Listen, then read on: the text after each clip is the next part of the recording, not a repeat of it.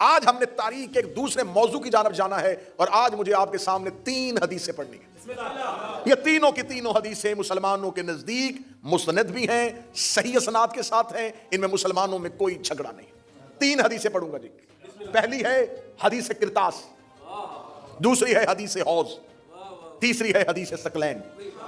اور اگلا لطف یہ ہے کہ تینوں حدیثوں کا تعلق کہیں نہ کہیں فاطمہ کے ساتھ۔ یہ 3 مختلف احادیث ہیں جن میں کوئی دو رائے نہیں ہے، جس میں یہ پہلی حدیث ہے حدیث کرتاس۔ اسے مسلمانوں کے سب سے بڑے محدث جن کی آج صحیح کو مسلمان قرآن کے بعد سب سے بڑا درجہ دیتے ہیں، صحیح بخاری، اس میں 7 مقامات پر جو مجھ سے چاہے وہ، کیونکہ طوالت کے کو پیش نظر رکھتے ہوئے میں حدیث کے مکمل نمبر اور مکمل متن نہ پڑھ سکوں گا، جو بعد میں لینا چاہے وہ مجھ سے حدیث کے نمبر لے سکتا ہے۔ 7 جگہوں پہ بخاری نے اس حدیث کو مختلف جگہوں پہ نقل کیا۔ یہ حدیث صرف صحیح بخاری میں نہیں آئی، اسے مسلم نے لکھا، اسے ترمذی نے لکھا، بعد میں بخاری کی شرح لکھنے والوں میں سے سب سے بڑے شارح ابن حجر عسقلانی نے فتح الباری میں لکھا، اور پھر آج تک اس حدیث کو اہل سنت کے اکابرین نے موضوع قرار دیا ہے۔ یہ حدیث مستند ہے، صحیح اسناد کے ساتھ ہے۔ اس حدیث کے جو بخاری نے راوی لیے ہیں وہ راوی مختلف 4 لوگ ہیں، 4 مختلف لوگوں سے انہوں نے حدیث لی ہے، لیکن جس نے بیان کی ہے وہ ایک ہی ہے۔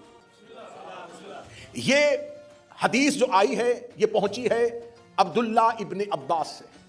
عبداللہ ابن عباس کوئی عام صحابی نہیں، مفسر قرآن ہے۔ رسول اللہ نے ان کی شان میں بہت سی حدیث بھی بیان کی ہوئی ہیں۔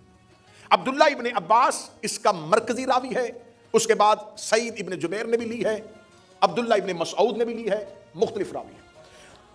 عبداللہ ابن عباس کہتا ہے کہ وہ اپنی زندگی میں کہا کرتے تھے، یوم الخمیس ما یوم الخمیس، ہائے جمعرات کا دن، ہائے وہ جمعرات کا دن۔ بخاری کہتا ہے، صحیح بخاری میں بالکل انہی الفاظ کے ساتھ ہے کہ جب عبداللہ ابن عباس کہتے جمعرات کا دن، یوم الخمیس ما یوم الخمیس، جمعرات کا دن، ہائے جمعرات کا دن، یہ کہہ کے وہ روتے، اتنا روتے کہ زمین پر پڑے ہوئے کنکر ان کے آنسوؤں سے تر ہو جاتے ہیں۔